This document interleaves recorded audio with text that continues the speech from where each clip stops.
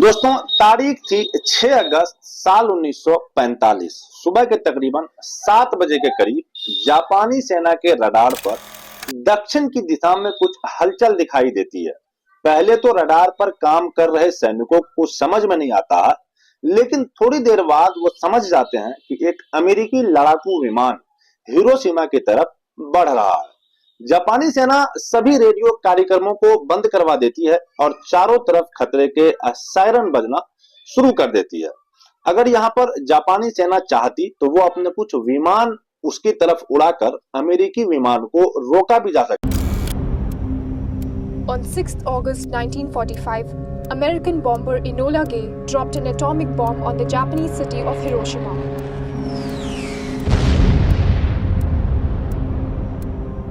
The bomb, called as Little Boy, was equivalent to the power of 15,000 tons of TNT and left a terrifying mushroom cloud.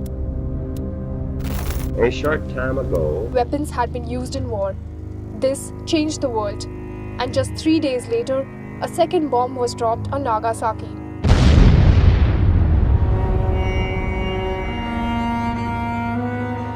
Nazi Germany was researching on nuclear weapons. The US had been working on developing an atomic weapon since 1940. Then in July 1945, the US conducted its first था, लेकिन 1945 तक आते आते world war 2 के कारण Japan की आर्थिक स्थिति इतनी खराब हो चुकी थी कि अब उनके पास विमानों को चलाने के लिए पेट्रोल भी नहीं बचा था। अमेरिका का यह लड़ाकू विमान हिरोशिमा के आसमान में आता है, लेकिन थोड़ी ही देर बाद वापस भी चला जाता है। जापानी अथॉरिटी को लगा कि यह कोई साधारण अमेरिकी लड़ाकू विमान होगा जो हिरोशिमा की स्थिति का जायजा लेने के लिए यहाँ पर आया था। इस विमान के जाने के बाद जापानियों को लगा कि अब खतरा टल चुका है, इसलिए खतरे के सायरन बंद कर दिए जाते हैं और इस समय जापान अपने सबसे बुरे दौर से गुजर रहा था। इस वक्त द्वितीय विश्व युद्ध चल रहा था और जापान इटली और जर्मनी के साथ साथ मिलकर मित्र के जो और देशों थे उनके खिलाफ लड़ रहा था और जापान के दोनों साथी हार चुके थे। लेकिन जापान अब भी हार मानने को तैयार नहीं था। हालांकि इस वक्त तक आते आते जापान की हालत भी काफी खराब हो चुकी थी। जापान में खाने पीने की कमी हो चुकी थी, लोग भूख से मर रहे थे, दुकानों में राशन खत्म हो चुका था, पेट्रोल के भाव आसमान छू रहे थे। एक आम आदमी, एक आम नागरिक की आर्थिक स्थिति इतनी खराब हो गई थी कि जापान की सड़कों पर अब कोई भी पर्सनल कार नहीं दिखती थी। सड़कों पर चारों तरफ बस पैदल लोग चलते नजर आ रहे थे और सिर्फ मिलिट्री के व्हीकल नहीं दिखाई दे रहे थे।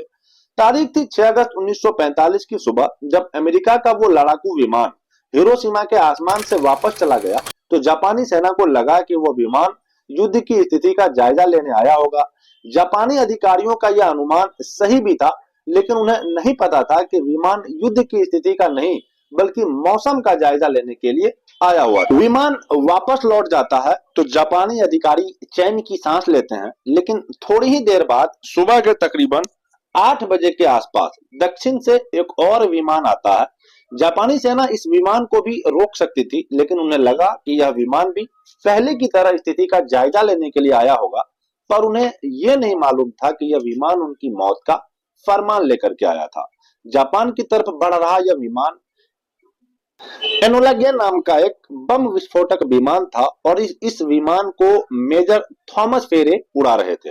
सुबह के तकरीबन 8:10 पर इस विमान से लिटिल बॉय नाम का एक 4 टन वजनी न्यूक्लियर बम नाक के बल धरती पर गिरना शुरू होता है।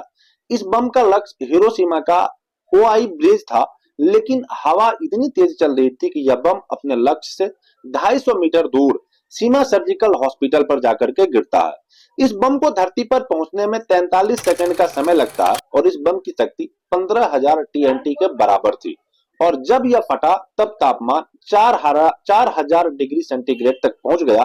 आसमान में यह उड़ रहे एक दूसरे अमेरिकी लड़ाकू विमान के पायलट चार्ल्स स्वीनी बताते हैं कि उस बम के फटते ही इतनी तेज रोशनी हुई कि मानो सूरज धरती पर आ गया हो। यह विस्फोटक इतना भयानक था कि कुछ ही पल में कंक्रीट से बनी इमारतों को छोड़कर धरती पर मौजूद हर चीज धुआं बन गई। जिस जगह विस्फोटक हुआ उसके 15 किलोमीटर के दायरे में आने वाली इमारत के शीशे चकनाचूर हो गए। सिर्फ कुछ ही पलों में हिरोशिमा शहर की अधिकतर इमारतें धराशायी हो गई।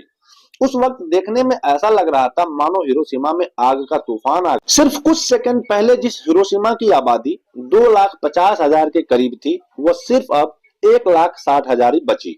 80 से 90,000 लोग एक ही पल में राख बन करके रह गए। अमेरिकी लड़ाकू विमान एनोला गे के पायलट पोल टिप्स बताते हैं कि यह धमाका इतना खतरनाक था कि विस्फोट होते ही विमान के आगे के कैबिन में एक तेज रोशनी फैल गई और यह धमाका इतना तेज था कि इतनी ऊंचाई पर उड़ रहे विमान में बैठे पायलट के दांतों में भी कपकपी होने लगी। ऐसे विमान के पिछले हिस्से में बैठे बॉब कैरन ने अपने कोडक कैमरा से उस भयानक मंजर की कई तस्वीरें ली, जिनमें देखा जा सकता है कि विस्फोट के कारण आसमान में बैगनी बादल बन गए थे और इन बादलों के बीच से मशरूम की तरह दिखने वाला एक बहुत बड़ा सफेद धुआं का गुब्बारा ऊपर की तरफ उठ रहा था। इस धुएं के गुब्बारे को द डेथ ऑफ मशरूम के नाम से भी जाना जाता है और इस मशरूम के नीचे वो 80,000 लोग थे जो कुछ समय पहले जिंदा थे। 14 साल के फ्यूजो तारिकोशी 6 अगस्त 1945 के वक्त उस समय धमाके वाली जगह से कुछ ही दूरी पर मौजूद थे। विस्फोट होने वाली जगह में इतना ज्यादा नजदीक होने के बावजूद भी फुजियो उन चंद खुशकिस्मत लोगों में से एक था जो जिंदा बच गए थे।